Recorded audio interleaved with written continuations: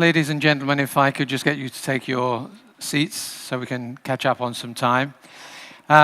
Also, we're going to change slightly the nature of this particular panel in that we are still going to have a poll, but we don't have any impulse speaker for this panel. So we're going to put up the question now for this particular poll.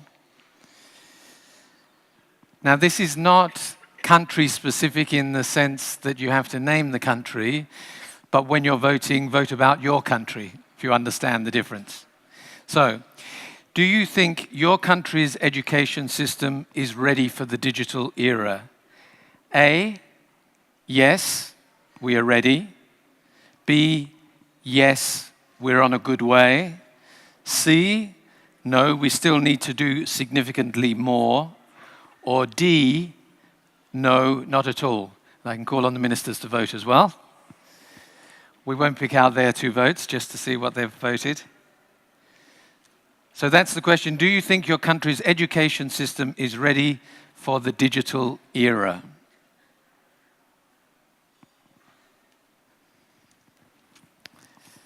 Now, thanks to the weather and the wonderful traffic, unfortunately one of our ministers is delayed, so we're hoping that she can join us once we've actually got started. We'd hoped that she'd arrive by now, but that isn't the case. That's Stefania Giannini, who we heard from earlier today. So I'd like to turn instead, please, to Claude Mesch, who's Luxembourg's Minister of Education, Children and Youth, and Minister for Higher Education and Research. Good afternoon. Good afternoon. I think that our country is good prepared. No. I was hoping you would have a couple of minutes just to talk generally about maybe some of the issues we've been discussing today, or the issues in your country relating to the digital era. The digital era in relation with our education system and education on a worldwide level, I think it's an important challenge with some risks, but a lot of opportunities. The risks are that we just see the technology and the technological questions, and perhaps we don't see the human, we don't see the children, we don't see the young people that need to learn and that need to grow up and need to take an important role in the society. When we will manage that the technology, the digital technologies can help young people to grow up, to become an important young man, an important young woman, and to take their responsibilities in this society, then it's very, very helpful. But this is, will be a long way until we will be there, because we have to manage with this new technology. It's not such a new technology for a lot of areas in our society, in the economy, in the administrations, but in schools, it's quite new. To learn with the digital technology, and I think that we have to learn with it, and our teachers have to learn with it. Our children have to learn with it. Also, our parents have to understand how we can use this technology in a very helpful way.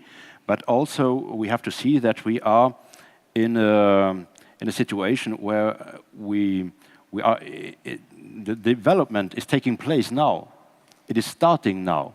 We have not reached the goal yet, but we are leaving a situation where we have learned for nearly 1 century in the same way, but that will change now with this new technology, but we don't know really where it will come out. And it's on the politics on the one side, but it's on the society on the other side, but all the people who take responsibilities in our education systems, the teachers, the parents, the researchers, for example, to bring it to a good end. What do you see as the greatest challenges for Luxembourg? The greatest challenges for Luxembourg for the education system is, of course, to manage all the different situations our pupils are they find them in the different situations. We have pupils coming from a lot of different countries in Luxembourg. We have our own mother language, Luxembourgish, but more than 60%, for example, they don't speak this mother language at home because they speak Portuguese, French, English, Serbo-Croat, or other languages at home. And there, it may perhaps be that the digital revolution in our education system can help us to manage this diversity in our school system. Thank you. Dainius Pavalkis is Lithuania's Minister of Education and Science. Yeah, hello. Hello, everybody. In fact, I think in Lithuania we are doing much about digital, and it seems everybody here shares this opinion, that not only giving technology to the schools is essential, because some time ago, like 4 or 5 years, it was these boards, the smart boards, hanged over nearly in all schools. Maybe 10% of them are really working. Even in the ministry, we had this smart board for the council meetings and the discussions, and it is not working. We take it out and we hang some TV on the wall. So what I think is very important in this respect is Lord Putnam statement that we should review not technology of education, but content with technology of education. Because I guess in many countries, at least in the East Central Europe countries, we have a lot of willingness to buy computers to all schools, because for politicians it's very good. You are coming with a set of computers, say, oh, school, it's for you, just use it, and so on. But the content is not behind of it. So giving the tool, which is computers or classes or everything, changes not too much. I can tell you that about 70% of the school teachers, which is for Lithuania quite a lot, underwent some kind of digital education during the last 7 years. But when you do review from the other side, how many of them are using digital technologies during their lessons, it is about 30. And it comes to Mr. Dixon's remark about another huge challenge in this respect, pedagogical inertia. So I can understand the teachers. They are 54 years old in average in Lithuania. Majority were trained in the past days in the Soviet style pedagogical institutes, and so on and so on. But this interconnection of teachers and technologists is, I think, most important issue in our discussion as for today. And maybe I will come later, or maybe I will can tell now that in European settings, we had a lot of programs for higher education institutional professors to come all over in Europe, but it was not for teachers. So all the programs of mobility programs, we are nearly not working for the teachers. And somehow teachers are like a closed society, quickly ready for the strike, which is in Latvia today, because I'm replacing Latvian minister. And I just had last week a strike in Lithuania of teachers. So it is staying as a closed society.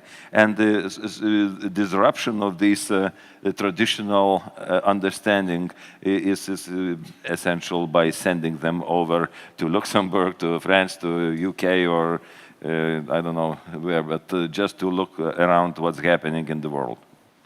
I'd like to pose to both of you a question that I brought up in the last panel, which related to ministerial involvement at the teacher level. To what extent do each of you think ministers should be involved at that classroom level, that teaching level, in the way things are taught, what sort of things are taught, how they're taught, and so on? For me, sometimes it's very useful and very interesting to go to the classes, to talk to the teachers, to see also the children as a minister of education. But I think it's important that the teachers, they don't have the feeling that the minister is their boss and he comes to control them and he comes to give them some orders. I think that schools, with their teachers, they must have their autonomy to develop themselves. Especially, I just told you that our situation in Luxembourg is very special because we have so many different problems to solve. And a school in one town perhaps is confronted to some problems that are completely different to the problems that another school, another town is confronted to. So these schools, with their teachers, they have to find their own way to find the good solutions, to find the good pedagogical methods, to find the best methods to learn. As a minister, my job is it to fix, for example, the education objectives, what all the pupils have to know when they come out of school, when they get a degree. That's my job. My job is to define the budget, for example, for all the schools. But my job is not to define how the teachers they have to work. My job is, when we discuss about the digital era, my job is to give the possibility to all the schools to give them a program to buy the hardware, to develop or to buy also the software programs, to give them a strategy, to help them, to have in my ministry a competence center where they can ask for help and when they can get a good advice how they can develop their own strategy. But I think that we can't develop our schools just out from the ministry. We have to develop our schools out from the schools. Mm-hmm. Danius? In fact, ministry is responsible for nearly everything in Lithuania about schools. But I fully agree that we have no direct influence on what's happening in the classroom. We are setting objectives of the learning. We are confirming program which are prepared usually by the teachers, communities, let's say mathematics, physics, and so on. So we confirm this one. We set a rule of financing of the schools because majority of schools belongs to municipalities and they are directly responsible for administration, management, and so on and so on. Except the vocational training schools, they are under the ministry. But to set the program, what's inside the school, it's not our task. On the other hand, our ministerial task is to set the rules for the game in between municipality, management of the school or principal of the school and the teachers. Because now we have quite a loose system and there are no quality requirements for teacher qualification, no legal requirements for the meeting objectives of the teaching process at the end of the year. Of course, we have state exams of graduation, but we are trying to introduce slowly, not compulsory, but the testing after 10 years of education, after 8 years of education, 6 and 4. And the community of the teachers and some parents are quite opposite to our willingness to know the progress of the school and of the children in the school. How they progress, maybe they are just regressing from what they had reached in the earlier stage. So it's a job of the ministry. How do you engage families to play that active role, to see the active part that they should play in education? Teachers are quite engaged in two ways. One way, their teacher, it's parents' committees in the schools, so they are working as an advisory board to the principal of the school. It's one. And another is we have more than 80% of the schools and children using electronic diary. So this system allows us to send immediate messages to the parents.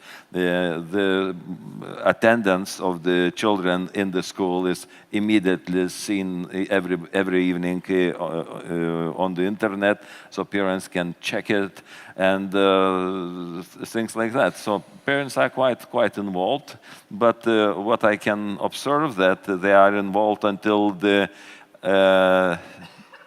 lower secondary. So it means first 4 years, parents are very worried about children, and from the 5th class up to the end, not too much. They became worried again only in year 11-12 before entering exams into the university. So parents again come up and say, oh, I need to put my child to some university and to be graduated, and my job will be finished. So majority of parents understand the problem like this. I think that we have to create a kind of a new culture of working together, schools and families. In Luxembourg, for example, we started in 2009 with a new law for the ground schools, where it became an obligation for the teachers to meet the parents twice a year. And first of all, it was a shock. The teachers, they ask themselves, what shall I do with them? What shall I talk to them? And parents, they ask themselves, why have I to go to school now? Did my children, did they do something wrong? Or why must I go to school now? That's now, 5 years later, we see that both sides, teachers and parents, they are used to do it. And they see the profit of that contact, that intensive contact between teachers and parents. I think we have to start earlier already. When we talk about early childhood, for example, it's important there that the teachers in these structures, they also meet the parents and they talk to them, perhaps also on a weekly basis, just to exchange what they have seen with what happened during that week at home, but also in this structure. What has happened with their children? I also think that we have sometimes to explain better to the parents how they can contribute to the school success of their children, what they can do at home, not just to work and to learn with their children, but to talk about schools, to ask, what have you done today? What is the result of the last test you have done in schools? What happened today? Just to show some interest. Because when parents, they don't show any interest, children, they have the impression that everything is very important for the children, for the parents, but school is not important.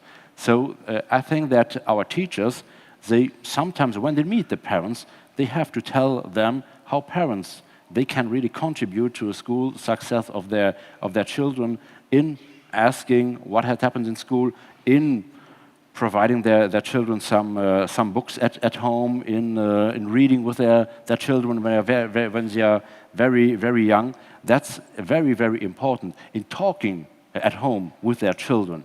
There are families where parents just don't talk with their children, where the TV station is talking to their children.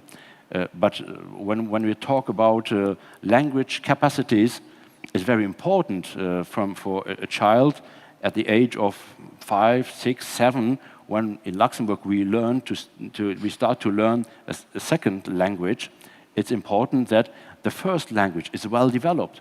But we see a lot of children coming into our schools where the mother language is not so good developed. And that's a problem.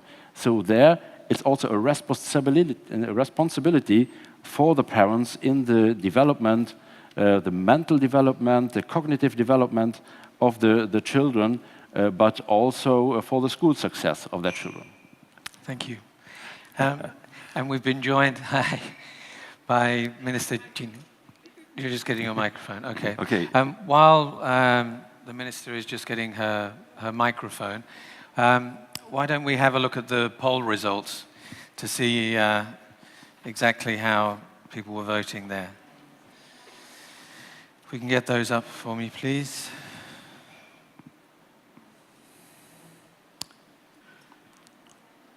Aha. So a fairly distinctive, no, we still need to do more significantly. That was the view from the audience in here, and obviously we've got a wide range of countries represented here. Do either of you ministers have a response to that general feeling there? Do we have, by the way, do we have the online results yet? There's the online result. A lot closer. Similar. That's very interesting. So quite a difference there between the people in the audience here and the online voting audience. Yes, but I think it shows quite well what is the real situation. Because in one side we have facilities, we have the availability to do this, but on the other side, mentally we are not ready, and we are just getting into this situation. Thank you. Great. Welcome. Thank you. Thank you very much for joining us. Stefano Giannini is the Italian Once again. Minister of Education, Universities and Research, who we heard from earlier today. I don't know if there's anything you would like to share with us at the moment, or just join in with the conversation as we... Yeah, I'm happy to share some comments Okay, now. yes, Yeah. please do. First of all, sorry for coming later than I was supposed to be here, but the traffic jam today in Brussels is really impressive, as well as the quality of this conference, I think, more or less. And my impression is that from the very beginning of the conference today, I could attend, that this discussion was really very fruitful. I'm sure it was also in the afternoon. And you touched two basic points we also considered as the basic pillars of our policy at national level in Italy. The first is the need of increasing the quality and relevance of learning. And this has to do with the new competencies, the new skills we have to guarantee for our students. As I mentioned this morning, in Italy, on September the 3rd, together with our Prime Minister, Matteo Renzi, we launched a new, very, very deep and strong reforming process of the schooling system of our country. And one of the basic objectives of the process is try to rethink the global process of learning of our Italian students, trying to focus on new skills they need, and try not to lose the very important cultural heritage that my country, and I think also other European countries, do have in their history, in their tradition. So we, just to mention some concrete examples, we supposed to increase the quality and the quantity of language learning, because we need a higher competence in foreign languages for our students, and I think this is a new skill that all the European pupils and all European students must have at the ending of the learning process after the graduation, in order to find a better job placement, but also in order to be really European citizens, in order to be mobile, not only in terms of a physical movement between different countries, but also in terms of a better comprehension, a better knowledge of other countries, of other cultures, of other identities. And secondly, we focus on another very, very important topic that we touched also together this morning in the Ministerial Council of Employment, that is the better connection between school and schooling process and the job market and the companies and the training the students must experience before the ending of their school process. And we know that in Europe there are some countries which invested quite a lot of money, quite a lot of energies, like Germany, like Austria, in the so-called dual model, and we'll try to orientate our guidelines in the national policies in this direction. And third, of course, we are here to talk about digitalization. I already expressed my opinion this morning. What is, in my view, in our view, also in Italy, the question of education in digital era, which is not simply a question of new technologies, new media, but it's a question of a new epistemological paradigm in the knowledge creation and in the transferring of knowledge from our generation to the next ones.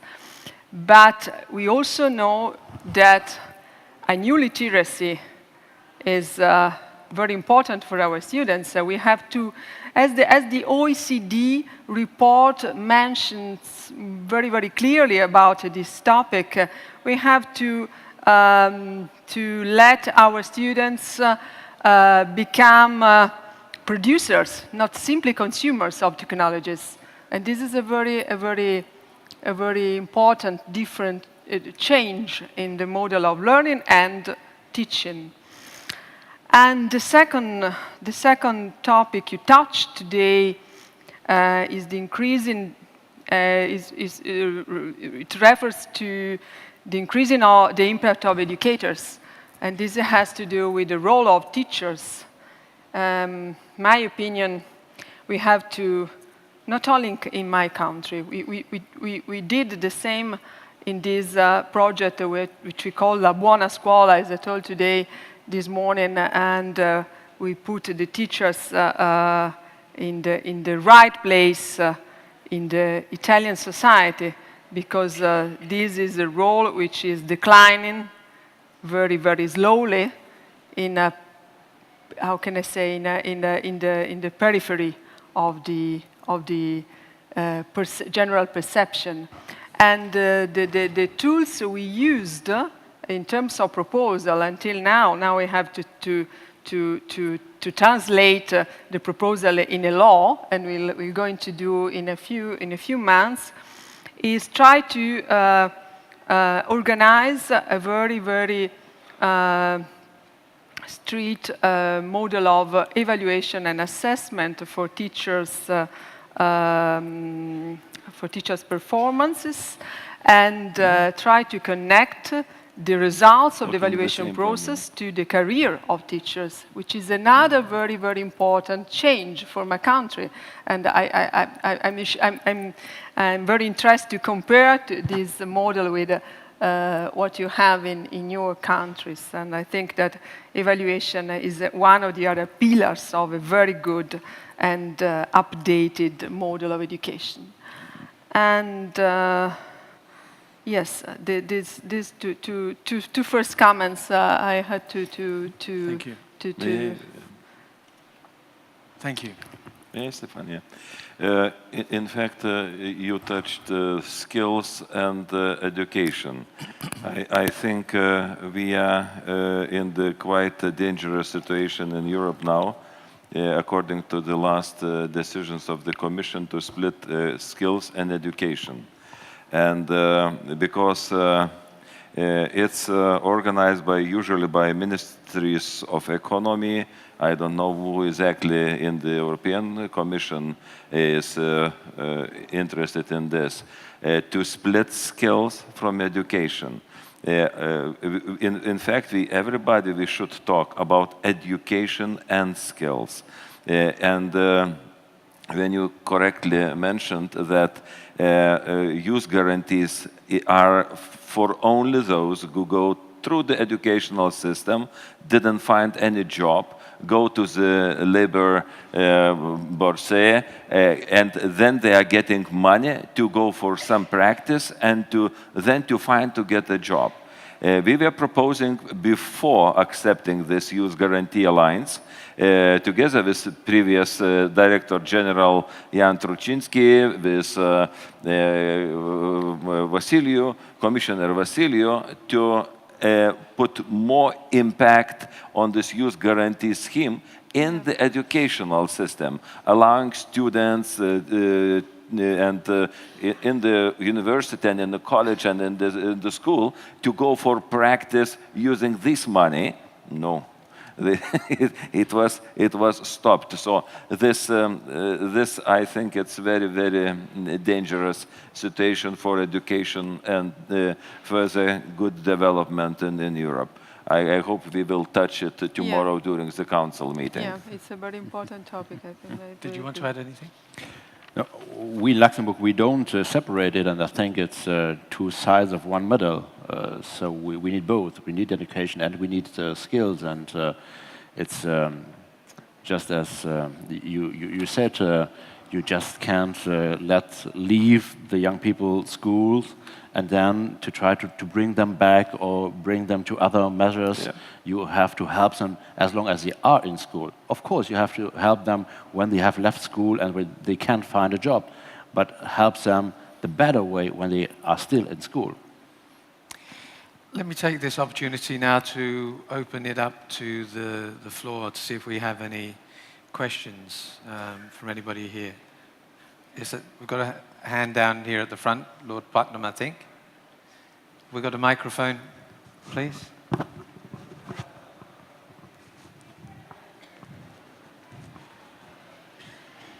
Thank you very much indeed. I'm not an economist, so I'll try and frame this question as best I can. The elephant in the room all day today has been the issue of resources. We learned that, and it's true, that as a percentage of GDP across Europe, education expenditure is dropping, not rising, at exactly the moment where we know that if Europe's to be competitive, we are entirely reliant on the quality of the education system to allow us to compete with other continents and other regions. What strikes me is we talk a lot about the digital world and the benefits of it, and I'm certainly an enthusiast. But when you actually look at it, a lot of the energy generated is replacement energy. And it's just possible, in fact I'd say it's probable, over the next 10 years, that the net tax take in the individual countries will drop rather than increase as a result of the non-movement of physical goods and replacement by virtual goods. If I'm right, and here's the point, it seems that there's very little imagination being given to how we begin to extract income, social income, the desperately needed social income for Europe, out of the digital environment. And just by way of an example, and I did a back of the envelope calculation, if you placed a 1 cent levy on each email, 1 cent, it would generate for Europe 200 million euros a day, every day. It's a lot of money. That literally could transform a lot of the social issues and a lot of the social problems that exist. Why isn't that type of initiative, I'm not suggesting that's certainly not the only one, why isn't that type of initiative being actively pursued so that we could really, as a society, know that we're benefiting from the digital revolution? Who would like to answer that? It's the same as I heard a few weeks ago, the idea of one big country in the east and north to make a payable internet. So I don't know if we should do like this. Of course, as a matter of income for Europe, it's maybe good, but I would rather suggest to increase productivity of our innovative companies and then to do something like that. But if such a question rises in our government, I would vote against. It's a very, very unexpected question, but probably I would vote against.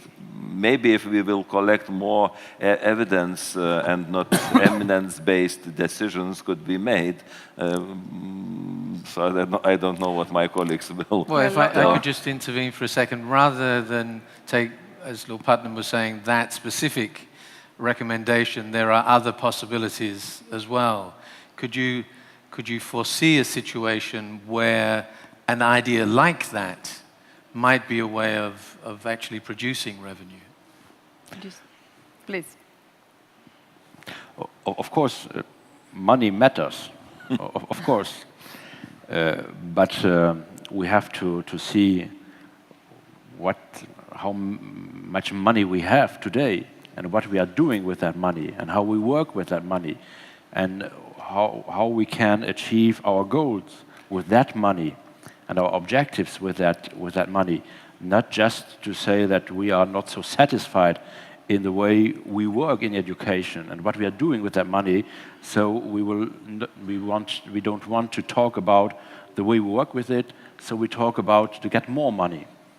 I think that the first discussion must take place is how we work in education with the money we have and how we perhaps can work better with the money, more effectively with that money.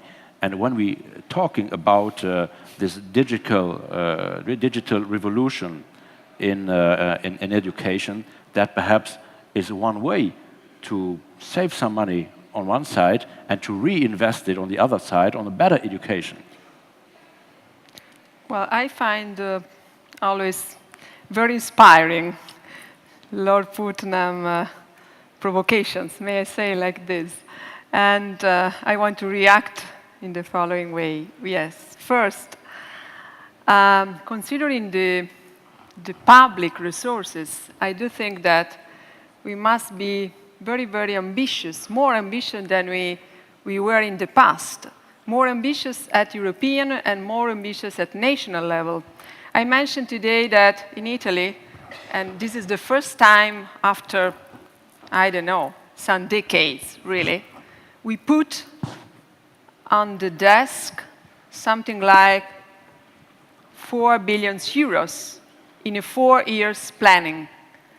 And this is a very ambitious project because we decided to invest this money for the education reform and not for other sectors which were more and more focused by politics before.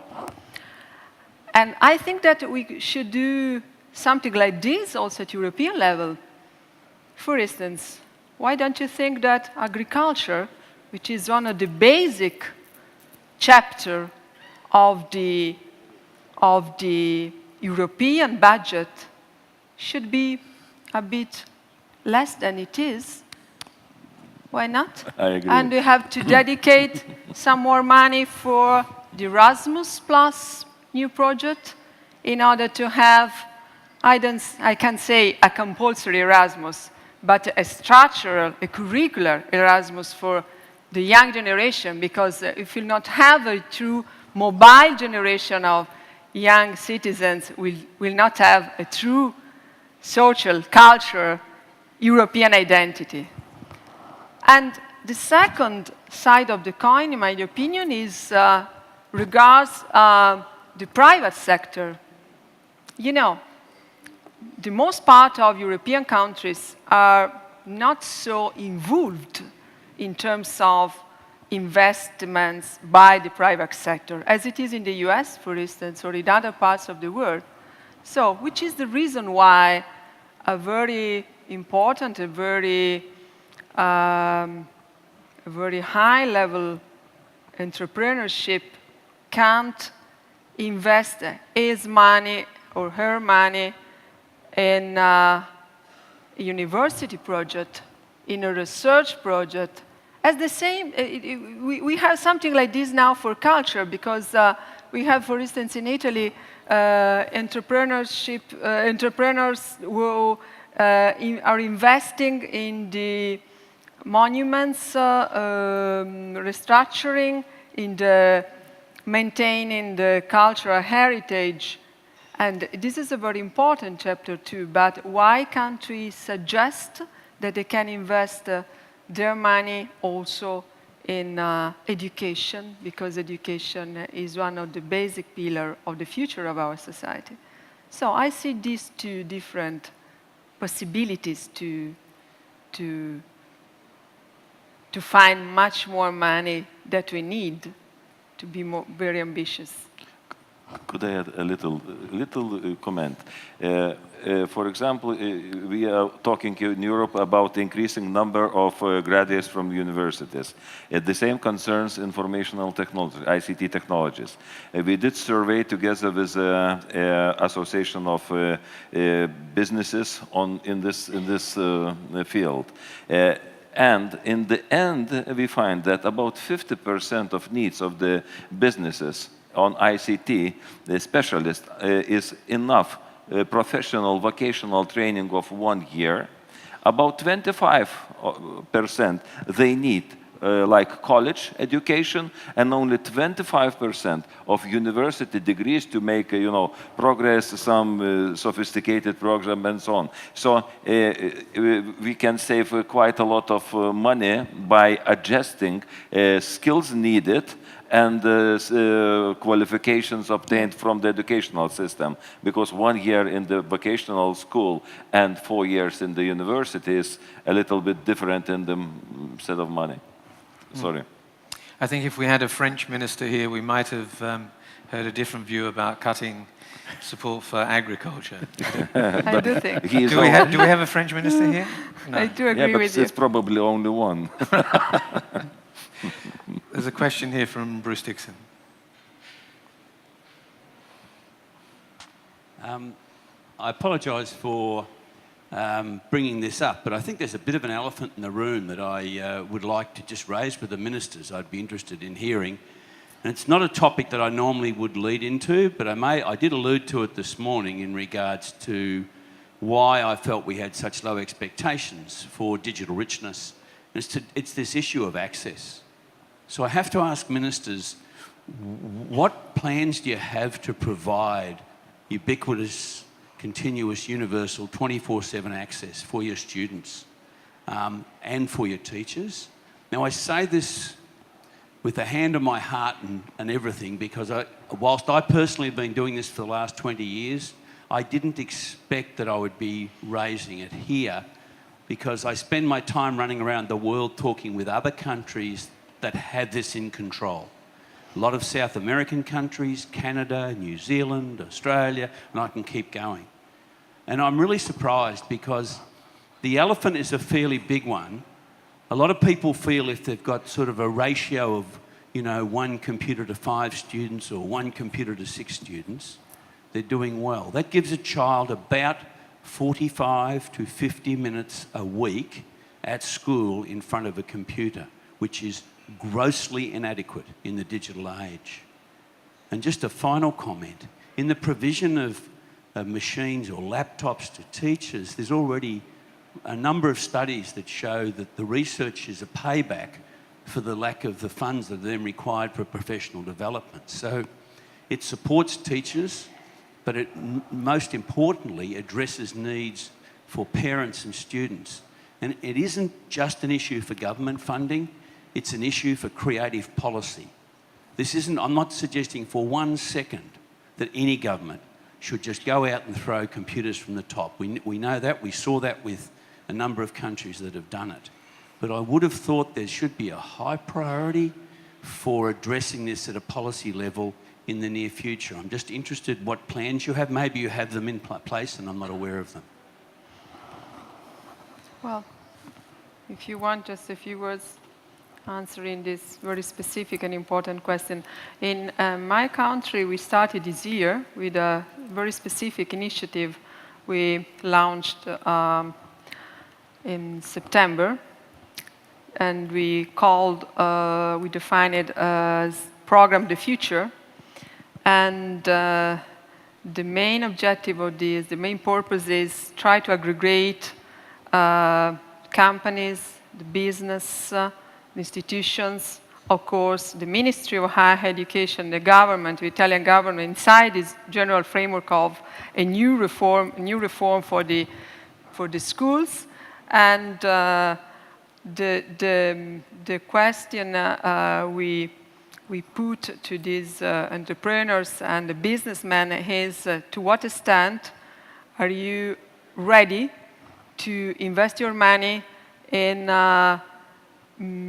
improve and the context of Italian schools? Because nowadays we have something like, if I remember well, more or less 30% of our schools are wireless, and 45% have a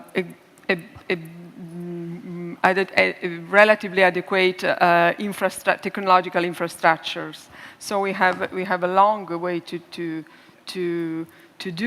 And the first reaction is a very good one, because we involved the most important players in Italy, Telecom Italia, just to mention one of the big partners which are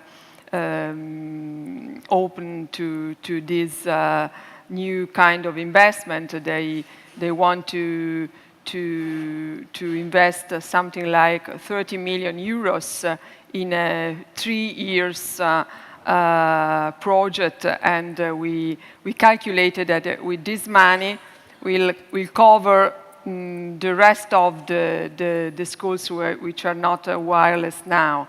So this is a very specific project, but it's in the same direction of the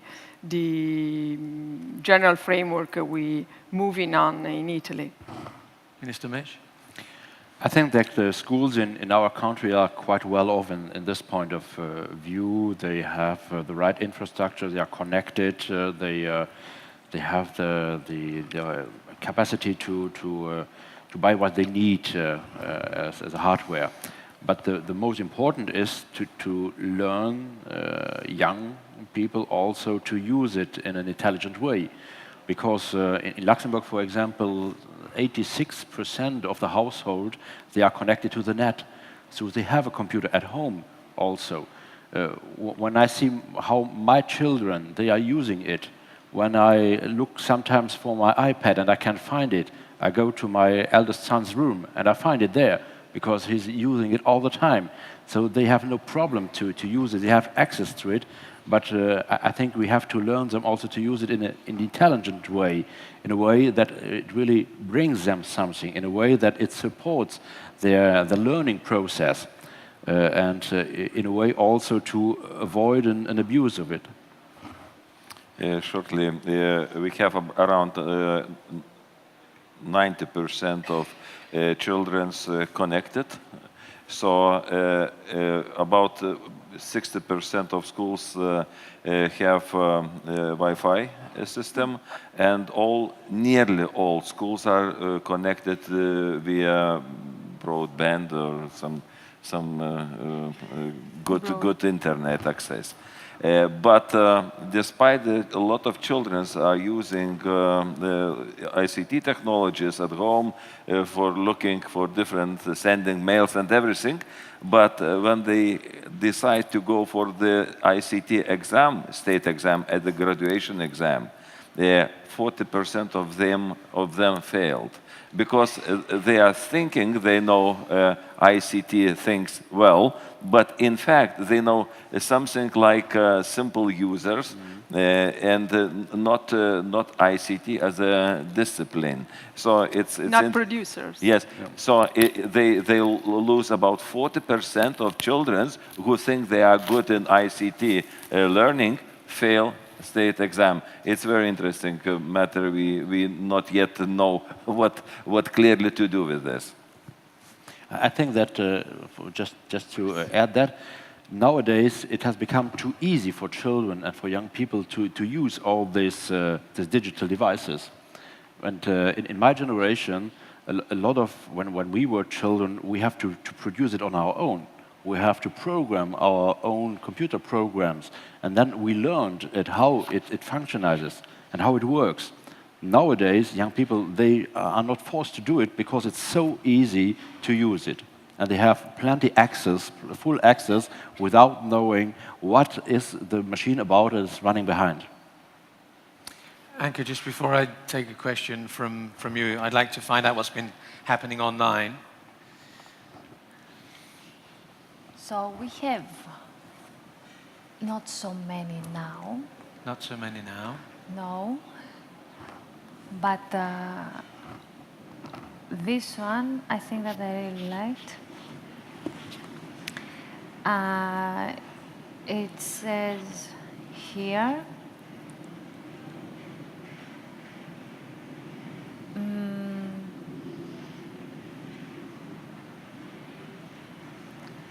I think that we have said something like this before. Yes. Okay, fine. All right, thank you. Okay. Anke, you were raising your hand there. Could we get a microphone down to the front here, please?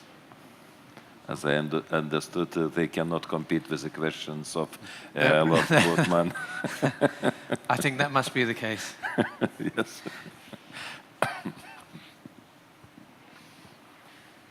My question would be about dreams, because Lord Putnam talked about creativity and love and those sort of expressions, which I think are very important.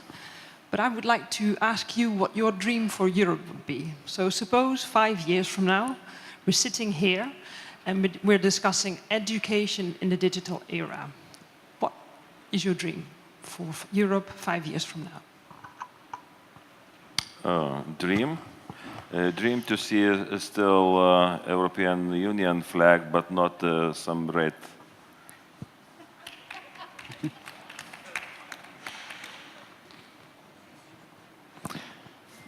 Finito, finito. Finito. Yes, finito. Very, very clear answer. Perhaps to take part in such a panel and to see a neurobiologist and a teacher and a politician, and that they agree how they really can use the digital capacities and the digital technology to do a better to create a better education system. 3 students, Erasmus students, who are here, sitting here, and they can speak each other knowing their languages and their culture very well, and try to identify their common core of a common identity. We had a hand up there At the end. at the very back, in the middle. Thank you. Hi, my name is Giuseppina. I'm board member of the Organizing Bureau of European School Student Unions.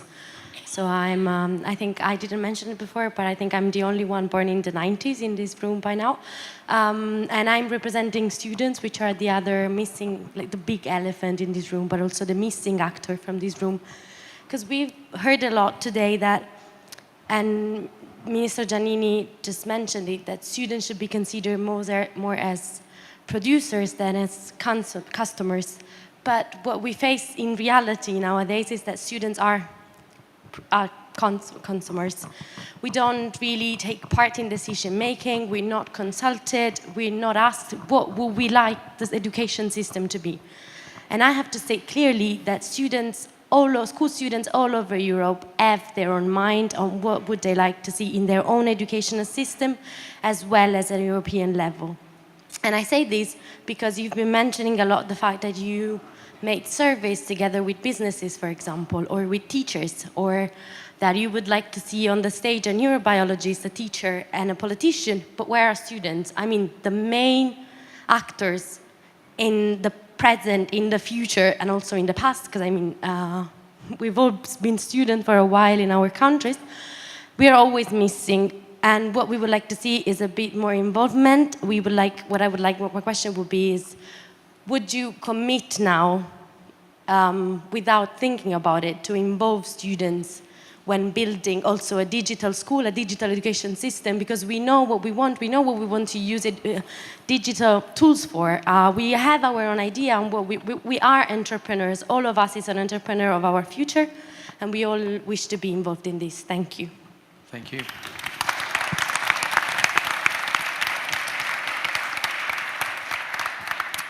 Okay, I can respond. In fact, students are in the educational system, but sometimes, at least in my country, students would like to rule and to administrate this system, let's say by getting into the councils of the universities who are electing rector of university. They want to have 1/3 of the votes in this council.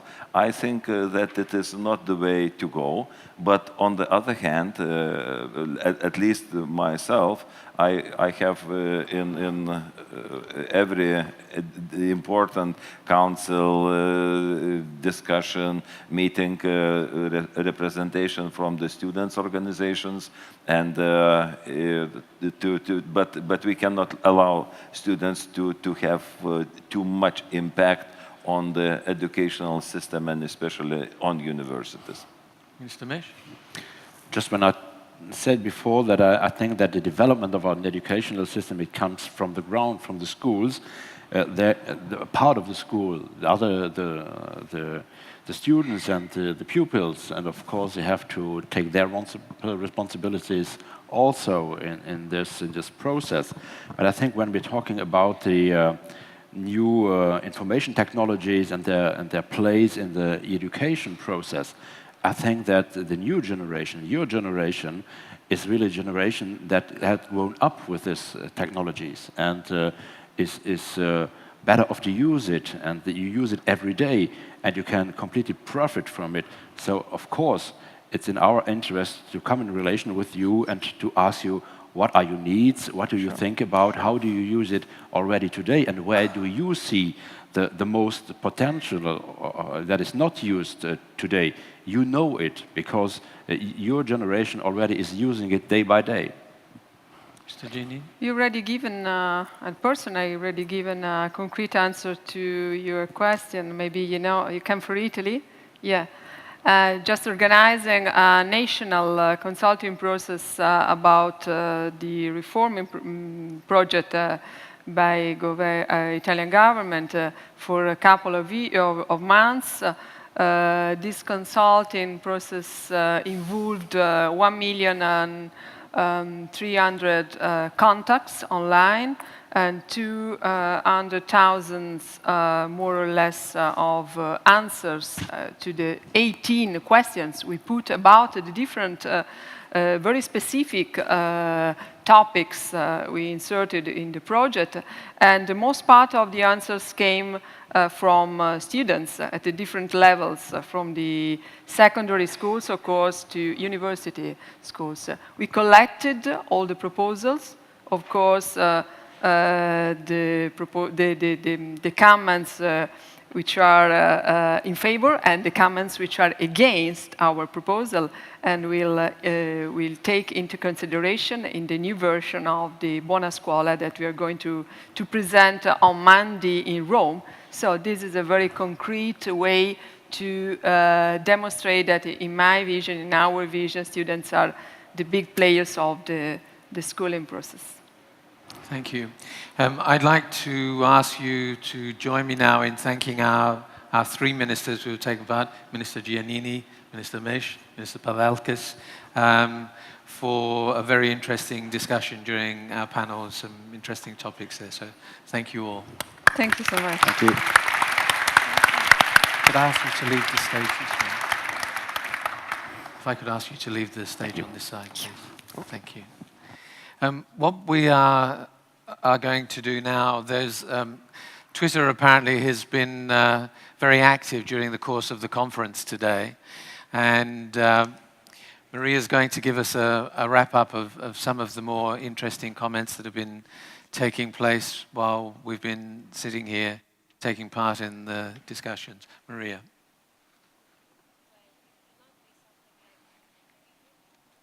Oh, we can't hear Maria. 1, 2, okay, okay. Okay.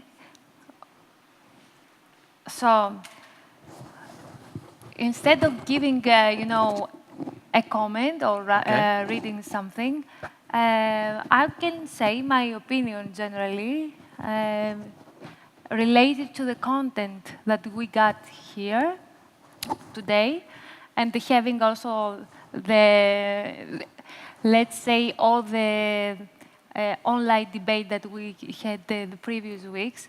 And what I would say that is that people, I can be also like this,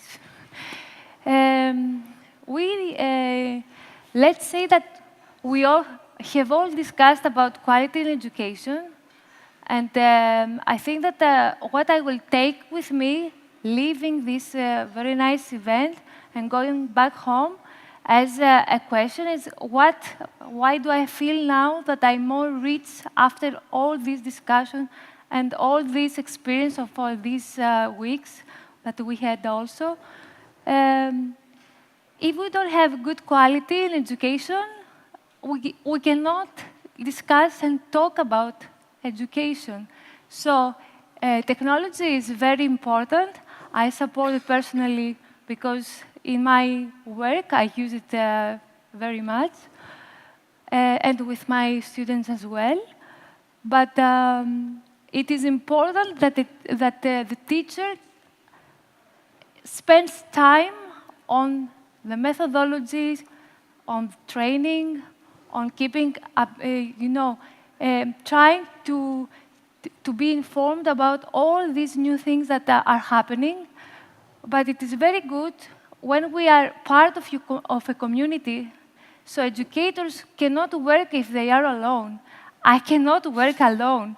What I have learned until now, it is things that I have shared with my colleagues, with my friends in the same field of, I'm in the field of education and language learning. So for me, and for all the discussion that we have seen here today, it is yes in technology, but first of all, have a proper look on quality. And let's see also that the quality, what we have said in the first topic, we have discussed about it, it is not just one dimension. We should think about students, we should think about the university, the policies, the funding that we will have, the teacher support. It's not one thing. And to try to have, let's say, a common idea as Europe of what is a good, let's say, good quality. How can we offer good quality in our universities, in our schools, but under a common vision? I don't know, from my research, I have seen some nice practices, but it's not something that you go and find easily, and you see that all people, you know, in Europe, they follow a model, and everything works perfectly. So we have to decide about all this, and for me, I think that it is something that I will take with me when now that we're finishing. So each of you probably has many questions, and we will leave with not so many answers, but with more questions. But this is why we feel more rich, let's say. Thank you, Maria. Thank you very much. Yes? I think that's the one lady, she wants to speak.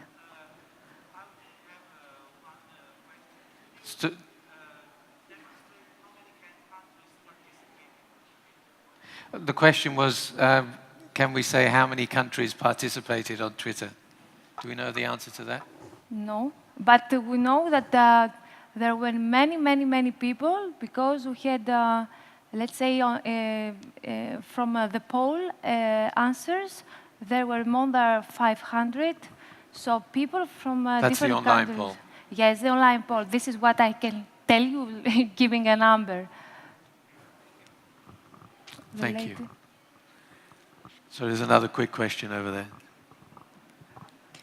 More than a question. Up until 4:45, there were about 1,000 tweets in English using the hashtag #EdDigEra. So. Well, thank you very much. Fantastic.